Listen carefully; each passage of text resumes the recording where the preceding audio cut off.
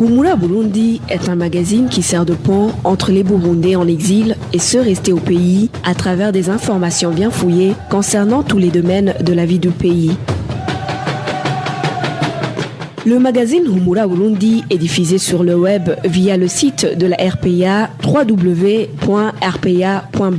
Humura Burundi. 17h45 à la RPA. Bonsoir et bienvenue dans ce magazine dont voici les principaux titres. Nouvelle perturbation de la sécurité des réfugiés hébergés par la Tanzanie. Ce matin, des réfugiés d'Onduta ont été attaqués par des Tanzaniens. Hier soir, beaucoup de tirs et explosions de grenades ont été entendus au camp Nyarugusu. Haïti justement toujours préoccupée par le processus électoral lancé au Burundi. Elle demande l'intervention de la communauté internationale. Et enfin, sur population carcérale au Burundi, les capacités des différentes maisons de détention sont actuellement dépassées à plus de 700%. Inès Reclus est avec vous pour la présentation côté technique. C'est ingénieur Egide Mgemero et Nadège Lakozé à la prise d'image. Dans quelques instants, le développement de ces titres.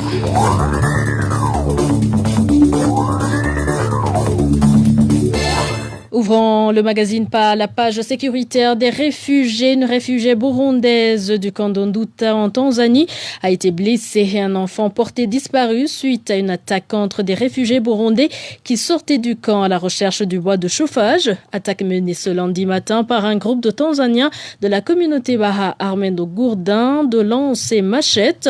Ces réfugiés venaient juste de sortir de la zone 17 du camp Nduta en direction du village Nengo.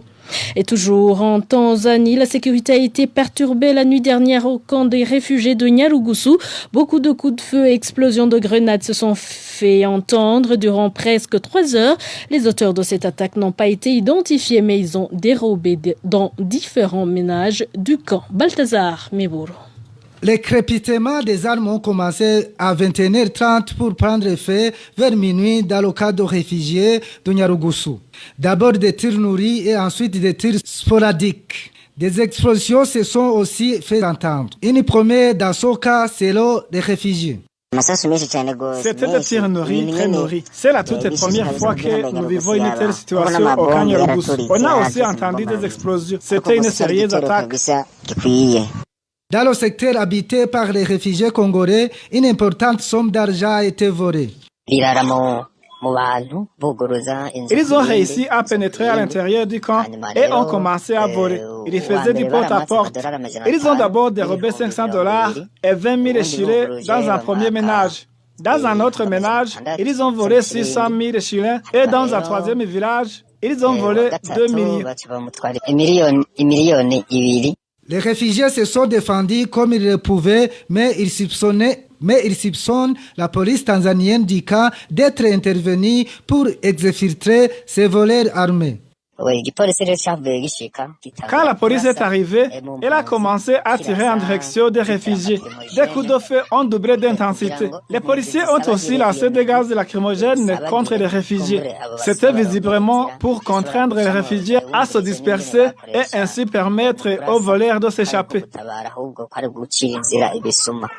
Contacté sur téléphone par la rédaction de la RPA, Martier Otieno, chef de la police dans la province de Kigoma, a d'abord indiqué qu'il était à réunion et qu'il était mieux de l'appeler 3 minutes plus tard. Mais après ces 3 minutes, le chef de la police de Kigoma n'a plus décroché son téléphone. Il est à signaler que même dans la nuit de ce samedi, plusieurs familles du cas de Nyarugusu ont passé une nuit blanche en dehors de leur ménage suite à une rumeur d'attaque. Merci Balthazar Miburu. On s'excuse pour ces petites imperfections. Retour à présent au Burundi pour parler bilan sécuritaire de la semaine écoulée. 5 personnes ont été assassinées dans différents coins du pays. Parmi ces victimes, 3 ont été fusillées dans la commune Gihanga de la province Bubanza. Le bilan hebdomadaire de la sécurité, c'est avec Emmanuel Daishimi.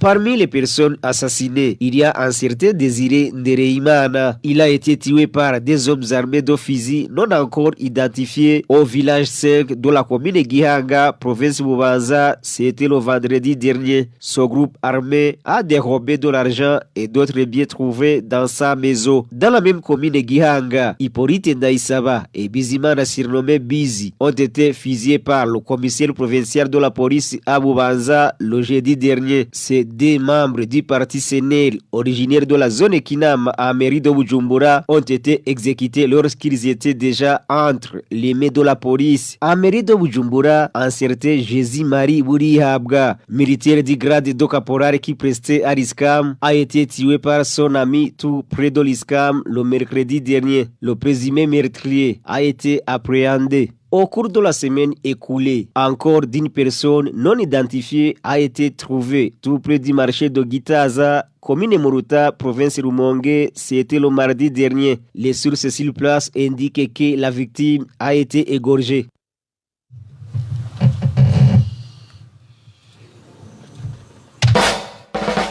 Humura Burundi. C'est toujours le magazine Humura Burundi, page politique. À présent, l'organisation multinationale International Crisis Group interpelle la communauté internationale à suivre de près la situation politico-sécuritaire au Burundi. Richard Mankrieff, directeur Afrique de ICG, alerte sur les actes ignobles commis par la milice Imbonerakure et les élections monopartites en cours de préparation au Burundi. Suivez Richard Mankrieff, directeur Afrique de ICG. Bon, les inquiétudes, c'est surtout par rapport à l'intransigeance du gouvernement à Bujumbura. Parce que depuis 3 ans, nous avons vu une médiation qui s'est soldée par un échec. Et la cause principale de cela est que le gouvernement à Bujumbura ne veut pas parler à ses opposants et ne veut pas, semble-t-il, créer suffisamment d'espace public, d'espace politique pour une meilleure conditions pour les élections de 2020. Donc notre recommandation principale, c'est que les acteurs internationaux trouvent les moyens de mettre une pression sur le gouvernement burundais pour infléchir sa politique. En ce moment, elle a des éléments d'inquiétude. L'opposition qui est présente au pays est sous une grande pression, souffre énormément des abus des gens au pouvoir. Donc ça, c'est une condition pour les élections paisibles, encore moins condition pour les élections libres et crédibles. Il y a toujours du temps pour essayer de mettre la pression sur le gouvernement pour changer cela, pour changer le comportement de ses agents, de ses Imbonerakure, etc., pour permettre à l'opposition soit de travailler normalement, soit, dans le cas des oppositions à l'exil, de rentrer au pays. Mais il est vrai que dans les conditions actuelles, on ne pourrait pas espérer une élection libre et crédible, loin de là. On ne pourrait que espérer, on ne pourrait que faire une bonne analyse de la situation, dire quelles devraient être les responsabilités des uns et des autres. Le gouvernement de Bujumbura a quand même besoin d'un certain soutien, il ne peut pas être isolé complètement. Donc, les acteurs, surtout les acteurs de la région, ont quand même un certain levier. Le directeur Afrique de ICG s'est entretenu avec mon confrère Janvier Nininaze et de la page politique enchaînant avec les droits de l'homme. La majorité des maisons de détention du Burundi compte une surpopulation carcérale ahurissante. Actuellement, la surpopulation carcérale va jusqu'au taux de plus de 700%. Le nombre de prévenus est le plus élevé par rapport au nombre des détenus déjà condamnés par la justice. Plus de détails avec Vicky Chris Nineletse. Le rapport de l'association chrétienne pour l'abolition de la torture à Kate Burundi sorti ce lundi montre qu'en juin dernier, il s'observait un sureffectif de détenus dans certaines maisons de détention. Dans les 4 maisons de détention recensées par la Kate Burundi, la prison d'Omhimba, qui devrait accueillir 800 détenus, compte aujourd'hui 3918 détenus, dont 2328 prévenus. La prison de Muramvia, qui a été construite pour 100 personnes, héberge 784 détenus, dont 446 prévenus. La prison de Gitega, qui devrait accueillir 400 détenus, compte à présent 1117 détenus, parmi eux 687 prévenus. Dans la prison de Rumongue, 1218 personnes y sont incarcérées, alors que la dite prison a une capacité d'accueillir 800 détenus. 472 de ces détenus sont des prévenus. L'association burundaise pour la protection des droits humains et des personnes détenues à PRODH affirme également que la majorité des maisons de détention sont pleines à craquer. Dans son rapport du 30 juin 2019, La PRODH indique que la prison pour les hommes d'Ongozi compte 1441 détenus, alors qu'elle était censée accueillir seulement 400 détenus. 699 parmi eux sont des prévenus. La prison de Ruyigi, qui a une capacité d'accueil de 300 personnes, compte 704 détenus, dont 287 prévenus. La prison de Bubanza, qui devrait recevoir 100 détenus, a actuellement 337 détenus, dont 136 prévenus. Et dans la prison de Muyinga, il y a 450 détenus, dont 138 prévenus, alors que la dite prison n'a que 300 places. Et dans notre édition de ce mardi, nous vous parlerons des mauvaises conditions de vie de ces détenus suite à leur surnombre.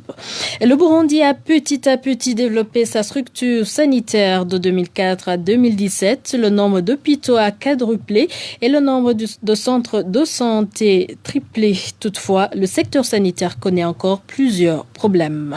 Rachel Kagissi.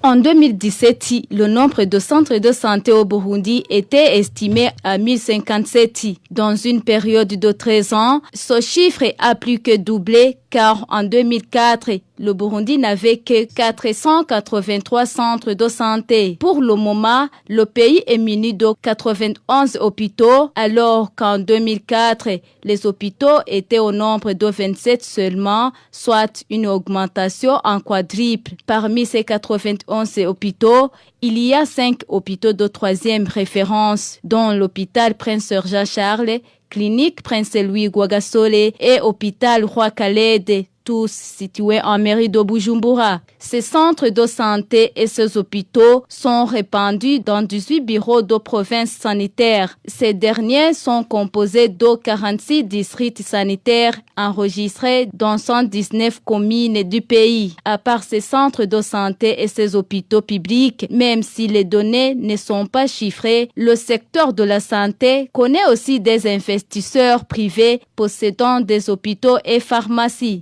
De façon générale, le Burundi n'a pas encore atteint les normes de l'OMS. Il est muni de centres de santé répondant aux normes de cette Organisation mondiale de la santé, ce qui n'est pas le cas pour les hôpitaux, médecins et infirmiers. Merci Rachel Kagissi. Je vous rappelle que vous retrouvez le magazine Humura Burundi sur différentes plateformes de la RPA, sur Twitter, SoundCloud, YouTube, mais également sur le www.rpa.bi, mais aussi en écrivant sur WhatsApp au numéro +49 951 294 16 348. Une pause avant de poursuivre. Humura Burundi. Paralysie du trafic depuis presque une semaine sur la mini-douanière Kivenga de la rivière Rusizi ici en province Cibitoke. Pour cause, la commune Rugombo ne délivre pas pour le moment des laissez-passer qu'elle donne normalement aux habitants de Rugombo qui désirent traverser vers la RDC. Le point c'est avec Innocent Valentin, Singilangabo. Depuis longtemps, il y avait des mouvements de va-et-vient des personnes et des biens entre le Burundi et la République démocratique du Congo en passant par la rivière Rusizi. Pour traverser via cette rivière, l'octroi d'un jeton était obligé et il était distribué par un agent communal. Selon les habitants de la commune de Rugombo en province de Cibitoke, le ministère de l'Intérieur a aboli le système de jetons pour favoriser le nouveau système des documents laissés-passer. Ces documents avaient la validité de 3 jours. Les usagers de cette voie affirment que ces papiers n'ont pas été distribués depuis le 12 juillet dernier. Depuis le 12 juillet dernier, les demandeurs de documents de voyage n'ont pas été servis. Ces demandeurs sont des utilisateurs de la sous-douane dite Kivenga sur la rivière Rusizi. Ces laissez-passer permettant de quitter Cibitoke vers le Congo sont distribués par un agent de la commune. Pour le moment, le trafic vers le Congo n'existait plus. Suite au manque d'éclaircissement sur l'absence des documents de voyage, les habitants de Rugombo indiquent qu'ils enregistrent des pertes. On ne nous a pas donné d'explication. Les administratifs disent seulement que ces papiers ne sont pas disponibles, mais sans donner de motif. C'est incompréhensible de remarquer que les déplacements vers le Congo se sont brusquement arrêtés. Beaucoup de gens empruntent cette voie pour s'approvisionner en vivres, d'autres pour rendre visite à leurs proches. À ce propos, nous avons essayé de joindre Béatrice Kaderi, administrateur de la commune Rugombo, mais son téléphone sonnait sans que personne ne décroche. Et dernier dossier de ce magazine, depuis plus d'un mois, il s'observe une pénurie de carburant de type essence en province Kirundo. L'une des conséquences de cette situation, c'est la montée des prix de transport qui s'observe déjà à Kirundo. Les détails avec Marie-Ange Irakodze. Au chef-lieu de la province Kirundo, il y a 3 stations-service, mais il n'y a pas de carburant de type essence. Les habitants de Kirundo indiquent que ce type de carburant provient de la Tanzanie. Au centre-ville de Kirundo, il y a 3 stations-service, mais il n'y a aucune goutte d'eau carburant de type essence. Le carburant provient de la Tanzanie. Ils l'amènent dans des bidons. Les chauffeurs de la province Muyinga vont à Zaza, c'est tout près de la frontière burundo-tanzanienne. Ils demandent l'autorisation pour traverser la frontière de Kobero. Là-bas, ils font le plein de leur véhicule. Ils versent le carburant dans des bidons pour ensuite le vendre. Le prix de transport ont doublé depuis plus d'un mois, ajoute notre source. Avant la pénurie du carburant, le prix de transport Kirundo-Ngozi était à 6 000 francs burundais. Mais pour le moment, le prix a passé à 12 000 francs bu. Tous les déplacements sont perturbés pour les employés de certaines organisations dont les familles se trouvent dans d'autres provinces. Quelquefois même, les véhicules manquent. On peut apercevoir seulement 3 véhicules de transport pendant toute la journée. Les habitants de Kirundo indiquent que les véhicules de transport privés de marque Probox ont augmenté le tarif suivant le prix d'achat du carburant. Le prix d'un litre de carburant au marché noir est entre 8 et 10 000 francs burundais, alors que le prix normal est de 2 430 francs burundais le litre. Merci Marie-Ange. Il a causé cette pénurie du carburant de type essence. Se remarque également dans différentes provinces du pays, une pénurie confirmée par le ministère en charge, qui sans toutefois donner un rendez-vous précis a garanti la résolution du problème à l'origine, problème qui n'a pas été non plus spécifié. Et voilà, c'est par ici que nous mettons point final au magazine Humura Burundi de ce 15 juillet 2019. Merci pour votre attention. Merci à toute l'équipe rédactionnelle, sans bien sûr oublier l'équipe technique. Inès Kakiza, j'étais avec vous. Je vous souhaite de passer de bons moments chez vous.